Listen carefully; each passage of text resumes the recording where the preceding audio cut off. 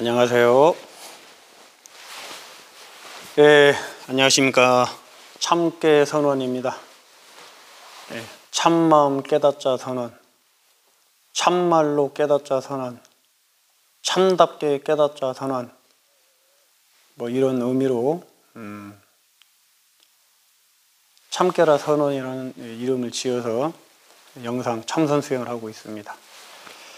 예, 오늘 이 시간에는 이제 우리가 참선을 하실 때 불교 명상, 참선, 좌선 수행을 하실 때는 어떠한 자세로 어떻게 앉아서 해야 되는가에 대한 안내 말씀을 드리겠습니다.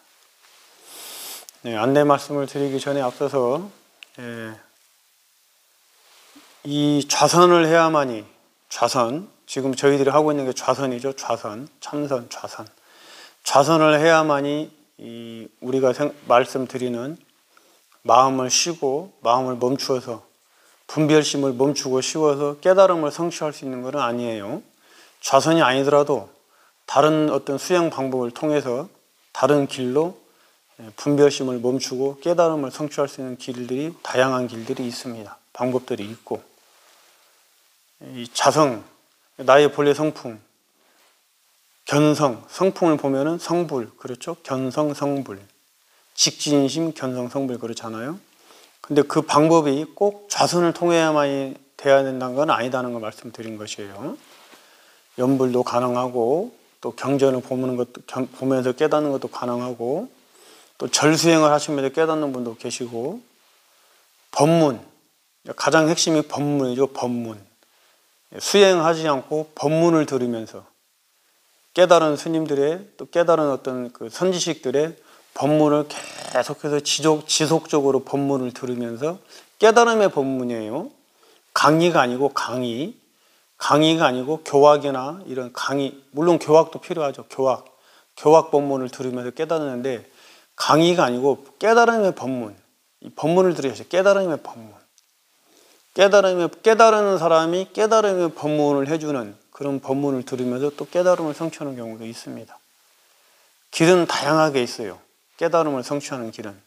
깨달음은 분별심이 멈추는 것이에요. 분별심. 분별심이 멈춤으로써 나의 본래 면목, 자성자리가 드러나고 그 자성자리를 내가 확인하고 그러면서 깨달음을 성취하는 것인데, 이 시간은 깨달음을 논하는 시간이 아니니까 그냥 안내를 해드리는 것이에요. 좌선을만을 해야 된다. 좌선 지상주의, 좌선 최고주의를 고집하는 게 아니라는 걸 말씀드린 거예요. 대한불교 조교종은 선종이고, 선종 중에서도 이 좌선을 중시하는, 앉아서 수행을 중시하는, 감화선 수행을 중시하는 종단이기 때문에 저 역시도 대한불교 조교종 승려이고, 또 대한불교 조교종의 수행 가풍인 감화선 수행을 하는 수행자로서 이 좌선 수행을 안내를 해드리고 말씀을 드리는 것이지, 감화선, 좌선만을 해야만이 깨달음을 성취할 수 있다, 또 마음이 쉬워진다는 얘기를 드리는 건 아니다는 걸 먼저 말씀을 드립니다. 하지만 또 우리가 또 이 깨달음은 논외하고 깨달음을 뒤로 하고 삶을 살아가시는데, 이 명상, 좌선 명상은 꼭 필요합니다. 하셔야 됩니다. 깨달음 말고라도 우리가 삶을 살아가시는데 좌선, 명상은 반드시 하셔야 돼요. 이 명상을, 좌선 명상을 하심으로써 몸에도 휴식을 주고 몸에도 에너지를 충족시킬 수 있고, 마음에도 그렇고, 또 우리 뇌 있잖아요. 뇌. 이 뇌, 머릿속 뇌. 이 머릿속 뇌도 휴식을 주고, 뇌도 멈추어 주고, 뇌도 서로가 원활하게 소통이 될 수 있도록 휴식을 줘야 돼. 휴식을, 뇌를. 이 열 많이 나는 뇌 있잖아요. 우리가 막 신경을 많이 쓰고 오만 일을 신경 쓰다 보면 뇌가 막 열이 많이 나거든요. 이걸 쉬어줘야 돼. 뇌를. 그 쉬어주는 방법이 명상이에요. 좌선 명상. 반드시 명상을 하셔야 돼. 삶을 살아가는 유익하게, 넉넉하게, 너그럽게, 편안하게, 안정적으로 살아갈 수 있는 방법 중에 하나가 이 뇌를 쉬어주는 거예요. 뇌를. 그게 명상이란 말이에요. 깨달음을 떠나가지고 이 명상은 반드시 하셔야 됩니다. 우리들이. 특히 현대인들은 현대인들은 특히 더 명상을 하셔야 돼요. 쉬어야 돼요. 쉬고 멈춰야 돼요. 너무나 바빠. 너무나 분주하고. 쉬고 멈춰야 돼요. 이 점을 먼저 말씀드리고 제가 안내를 좀 해드려야 될 것 같아요. 하나 더 말씀을 드리면은 제가 지금 안내해드리고 제가 말씀드리는 게 다 옳은 건 아니에요. 꼭 이렇게 해야 된다. 이 서광 스님이 안내해 준 대로 이렇게 꼭 방석도 옷도 또 앉는 방법도 꼭 이렇게 해야 된다 이렇게 말씀드리는 거 아니에요. 부족한 부분이 있고 또 보완의 부분이 분명히 있습니다. 시간 관계상 또 말씀 못 드린 것도 있을 것이고 들어보시면서 부족한 거는 다른 스님들 영상도 찾아보시고 다른 분들께 또 여쭤보시면서 부족한 부분을 채우시면 돼요. 꼭 스님이 이렇게 가르쳐줬어, 이렇게 알려줬어, 그래서 이렇게 해야 돼, 그건 아니에요. 또 시간이 짧으니까 막 말씀을 드리다 보면은 놓치는 부분도 있어요, 제가. 그러니까 그렇게 또 참고를 하시면 될 것 같습니다. 명상을 꼭 하셔야 된다.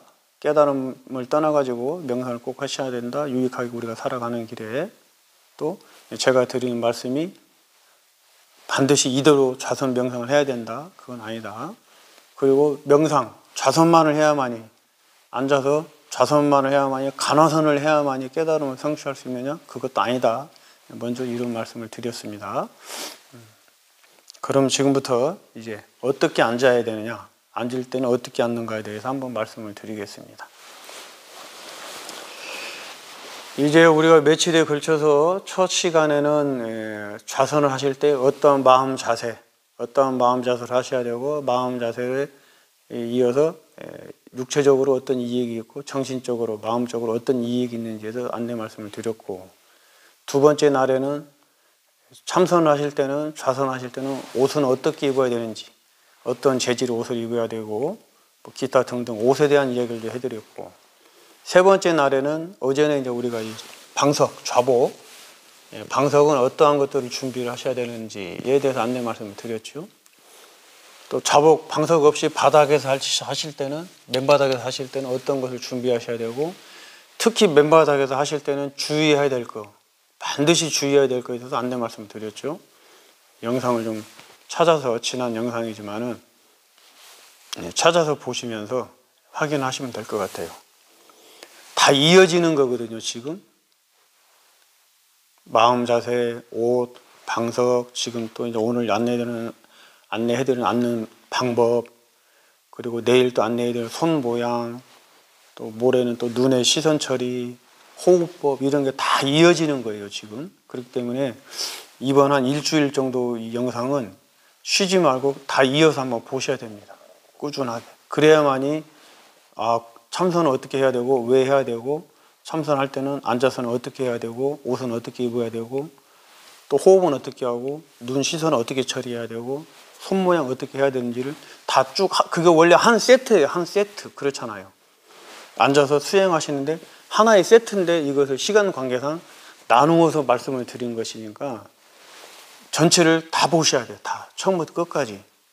그래야만이 참선을 어떻게 해야 되는지 아시게 되는 것이. 좌선을 어떻게 해야 되는지. 자, 오늘 그러면 앉는 방법에 대해서 안내를 해드리겠습니다. 앉는 방법. 자, 이제 처음에는 평좌. 우리 이제 초보자들이 가장 쉽게 할 수 있고 또 가장 이 통증 없이 앉아 있는 방법이 바로 평좌예요. 평좌. 평좌는 일단 다리를 좀 길게 펴시고 다리를 펴신 상태에서 이 두 발 쪽에 아무 발이나 먼저 접으셔도 됩니다. 왼쪽 발을 먼저 접으셨으면은 왼쪽 발을 바짝 당기세요. 접으셨죠? 보이시겠지만은 잘 보이시나? 이 발등이 아래쪽으로, 그러니까 이 상태로 이렇게 되어 있는 거죠. 발등이 위로 이렇게 올라와 있는 게 아니고 아래쪽으로, 발등이 아래쪽으로 내려가고 발가락도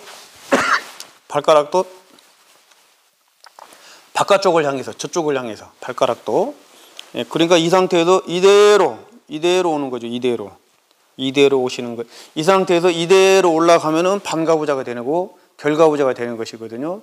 이 상태에서. 그러니까 이대로 오셔가지고 이대로 놓으시면 됩니다. 발등이 아래로 가게. 이 상태에서 마찬가지로 반대쪽 발도 똑같은 방식으로 오셔가지고 똑같은 방식으로 내려놓으시면 돼요. 중앙에, 나의 몸 중앙에 딱 양쪽 발이 위치할 수 있도록. 이 발이 포개지는 게 아닙니다. 이렇게 포개지는 게 아니에요. 발과 발이. 이 포개지면은 아파. 시간이 지나면은. 때로는 이제 또 이렇게 포개서 하시기도 해요. 때로는. 매일매일 다르니까. 오늘은 내가 좀 이렇게 포개서 좀 정진을 하고 싶다. 그러면 이 포개시면 돼요. 편안하게. 포개셨다가 또 다리가 좀 아프시면 좀 푸시고. 이렇게 다리를 계속 교차해 가면서 하시면 됩니다. 기본 자세는 안쪽 발도 발등이 아래쪽으로 향해서 발가락이 이쪽을 향해 주시고, 바깥 발도 안에 발하고 바깥 발하고 똑같아요. 안 보이시지만은 똑같이 모양을 만들어서 발등이 방석 아래쪽을 향하게 해주시고, 이게 발바닥이 위로 올라와 있죠. 위로 올라오시고 발가락도 이쪽을 향해서, 안쪽 발은 발가락이 이쪽을 향해서, 두 발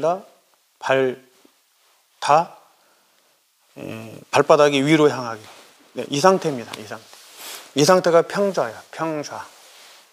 이 상태는 발목과 발목이 겹치지 않지요. 그래도 통증이 없어. 무릎에도 통증이 없고. 이 상태는 편안합니다. 이 상태는. 근데 이 상태가 이제 이 평좌는 좀 문제점이 뭐가 있냐면은, 이 평좌는 이 바닥에서 하실 때 굉장히 좋습니다. 특히 바닥에서, 맨바닥에서 평좌 하실 때는 굉장히 안정적이에요. 평좌를 하실 때 맨바닥에서 하시면, 뭐 결과부자든 반가부자든 이 바닥에서 하시면 안정적이에요. 사실은. 근데 이 바닥에서 하시면 바닥이 딱딱하니까 오래 못 앉아 있고 이 통증이 많이 일어나요. 시간이 좀 지나면. 그래서 이 방석 위에 앉아서 하는 건데, 이 평좌를 하실 때는 이 상태에서 이 허리가 조금 부담이 가실 수가 있어요. 허리가 반가부자나 결가부자하고는 다르게. 왜냐하면 이 평좌를 하시면은 이쪽 부분을 청량골이라고 그러거든요. 이 배꼽 뒤쪽 부분, 이쪽 부분을 청량골이라고 그러는데, 평좌를 하시면은 나도 모르게 이렇게 꺾이셔. 이렇게 꺾여서 앉으실 수가 있어요. 나도 모르게. 평좌를 하시면은 이렇게 되시면은 이제 소화불량도 생기고 나중에 이 척추가 휘어지는 경우가 생기거든요. 그래서 이 청량골을 조금 세우셔야 돼. 이렇게 청량골을, 배꼽을 바깥쪽으로 약간만 미시면 돼. 약간만. 그래서 청량골 좀 세우시면은 편안하게 이렇게 앉으실 수가 있습니다. 이렇게 너무 긴장해서 앉지 마시고, 이렇게 앉으면 나중에 또 병 생기니까. 허리를 피시라니까 어떤 분들은 너무 이렇게 허리를 반드시 핀단 말이에요. 그럼 나중에 문제가 생겨요. 이렇게만 되지 않도록 청량골을 조금만 세우시면 됩니다. 이 상태로 편안하게. 이 상태에서 뒤에 방석을 엉덩이 쪽에 뒤에 방석을 딱 갖다 받치시면은 편안하게, 이 청량골도 편안하게 좀 펴지시고 편안하게 앉으실 수가 있습니다. 앞 모양을 보면은 뒤에 방석을 엉덩이 쪽에 딱 갖다 대시면은 이 상태에서 이 청량골을 조금만 펴시면은 안정적으로 딱 앉으셔서 정진하실 수가 있습니다. 이 상태에서. 그렇죠? 안정적으로 보이죠? 이 상태가 바로 평좌다. 평좌. 발을 평평하게 평좌.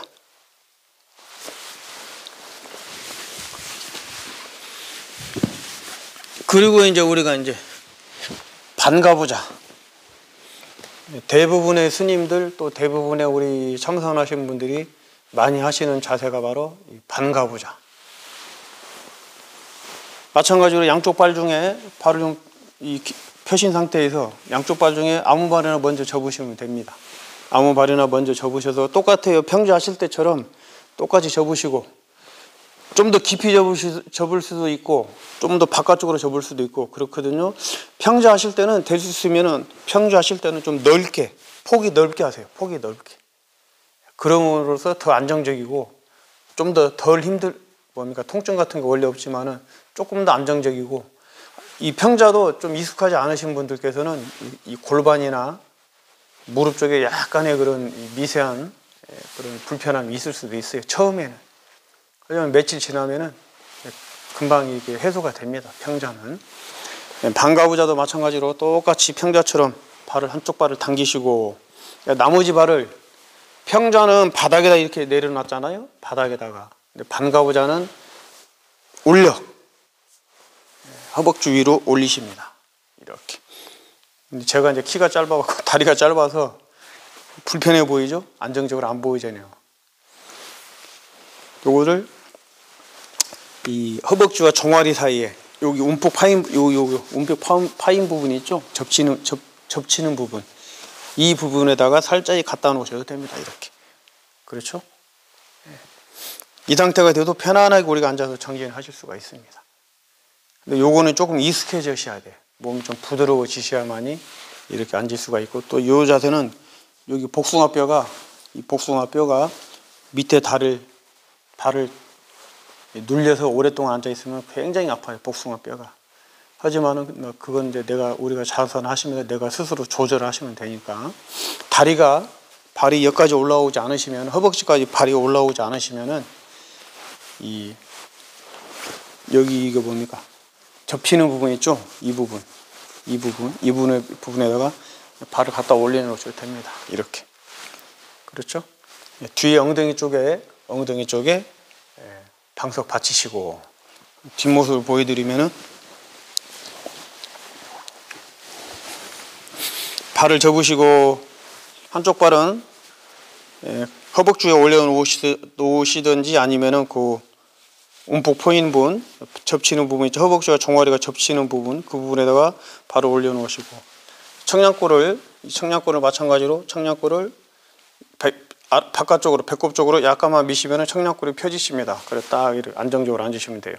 이렇게 되시면 안 돼요. 이렇게 모든 자세가 다 이렇게 주저앉으면 안 돼요. 허리가 이렇게 등이 굽으면 안 된다는 말씀이시죠? 펴셔야 돼. 청량골 딱. 너무 딱 이렇게 하시면 안 돼요. 너무 이렇게 하시면은 나중에 또 심각한 문제가 생깁니다. 시간 관계상 오늘은 그 부분은 말씀 못 드리는데, 나중에 기회가 있으면 다 안내를 자세하게 해드릴 테니까 꾸준하게 들으시면 됩니다. 이렇게 빳빳하게 앉으시면 안 돼요. 청량골만 펴주시면 돼요. 여기 부분만 이렇게 꺾이지 않도록 펴주시면 돼요. 이게 허리를 피는 거예요. 이것이. 이렇게 하는 게 허리를 피는 게 아니고. 이 상태입니다. 이 상태. 편안하게. 그렇죠?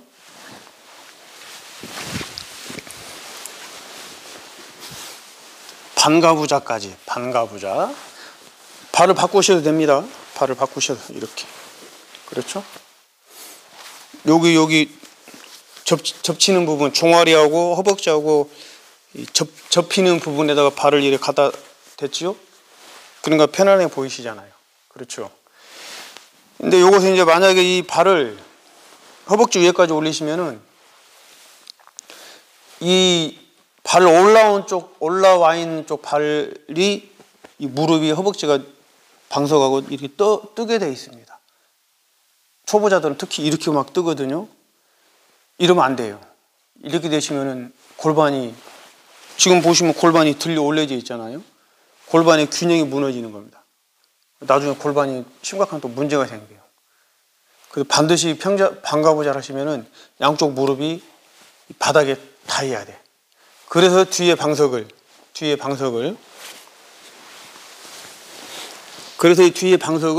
엉덩이 쪽에 받치는 것이에요. 엉덩이 쪽에다가 양쪽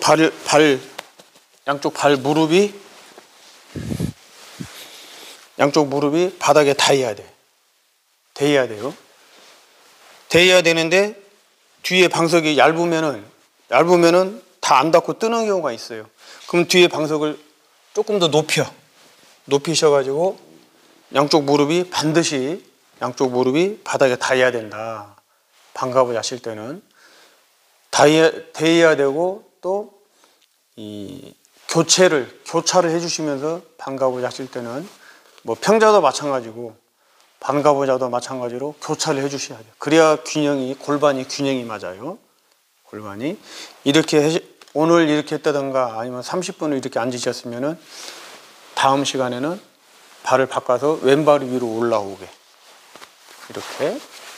그럼으로써 두 개 다 좀 무릎이 바닥에 닿잖아요. 무릎이 올라온 쪽 발이 무릎이 뜨면 안 돼. 이렇게 뜨시면은 골반이 다 틀어져 갖고 안 됩니다. 이게 이제 방가부자의 중요한 부분이죠. 꼭 지키셔야 돼요. 방가부자 하실 때 양쪽 무릎이 바닥에 닿아야 된다. 양쪽 무릎이 완전히 닿아야 된다. 양쪽 무릎이 닿음으로써 또 안정적이고, 무릎에 닿음으로써 안정적이에요.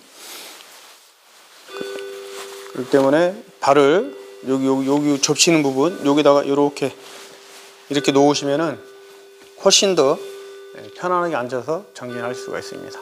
특히 요거 이제 복숭아뼈가 문제인데, 요것도 익숙해지시면은 복숭아뼈를 살짝 피해서, 복숭아뼈가 아래 발을 눌리지 않게 복숭아뼈를 살짝 피해서 앉을 수도 있습니다. 저도 지금 이렇게 복숭아뼈를 살짝 앞으로 꺼내서 밑에 있는 발하고 겹치지 않도록 그렇게 앉았거든요. 요거는 이제 익숙해지셔야 돼요. 몸이 좀 부드러워지고 익숙해지시고 몸이 부드러워지시면은 자연스럽게 몸이라는 게 약아가지고 나한테 편하게 이렇게 맞춰가면서 하십니다. 몸이 알아서. 지금 이 상태가 딱 편안해요. 이 상태가. 복숭아뼈도 안 접치고 눌려지지 않고, 또 이 무릎에도 무리가 가지 않고 발목에도 무리가 가지 않고 안정적으로 딱 앉아서 한 50분 정도, 1시간 정도는 이 상태로 편안하게 정진할 수가 있습니다. 이것이 이 발이 이제 여기 허벅지까지 막 올라오면은, 여기까지 올라오면은 발목이 많이 아파요. 발목이 통증이 많아. 발목에 해보시면 다 아시잖아요. 하지만 또 이 완전히 올라와서 이렇게 연습을 꾸준하게 하시면은, 이 자세를 꾸준하게 하셔서 발목의 통증이 어느 정도 완화가 되고, 또 이 자세로 앉아 있는 게 익숙해지시면은 나중에 이제 결과부자를 하실 때 쉽게 하실 수가 있죠. 이 상태로 결과부자를 하신다면. 결과부자는 이제 우리가 굉장히 이게 조심하셔야 돼요. 결과부자를 하기 위해서는 전신의 몸이 다 골고루 다 부드러워져야 됩니다. 결과부자를 하시기 위해서는 발목, 종아리 근육, 허벅지 근육, 이 골반, 특히 골반이 부드러워져야 돼요. 골반, 엉치뼈, 그다음 허벅지뼈, 허리, 어깨, 목, 온 몸에 전체적으로 다 이 부들부들해지고 보들보들해져야만이 결과부자를 하실 수가 있어요.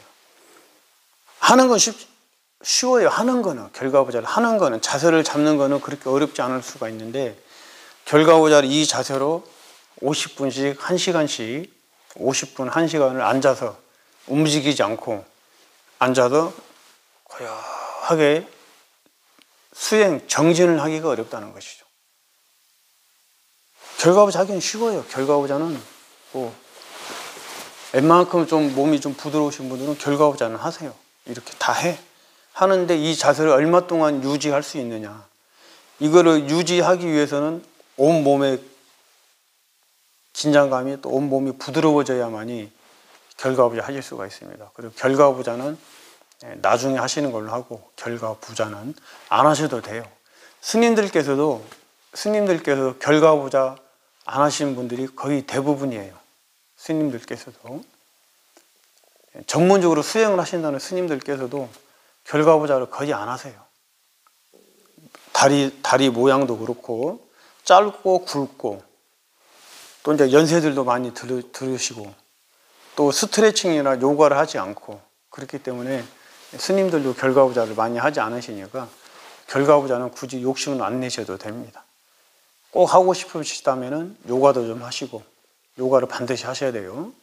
스트레칭 반드시 하시고, 요가 하시고, 그리고 몸을 굉장히 부드럽게 하신 상태에서 결과부자를 하셔야 돼요.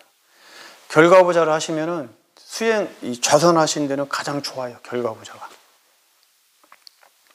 통증이 없을 정도로 몸에 익숙해지시면은 결과부자만큼 사실은 편안하게 앉아서 50분 1시간 정진할 수 있는 자세는 없어요. 반가부자나 평자보다 더 쉽고 편안한 게 사실은 결과부자예요.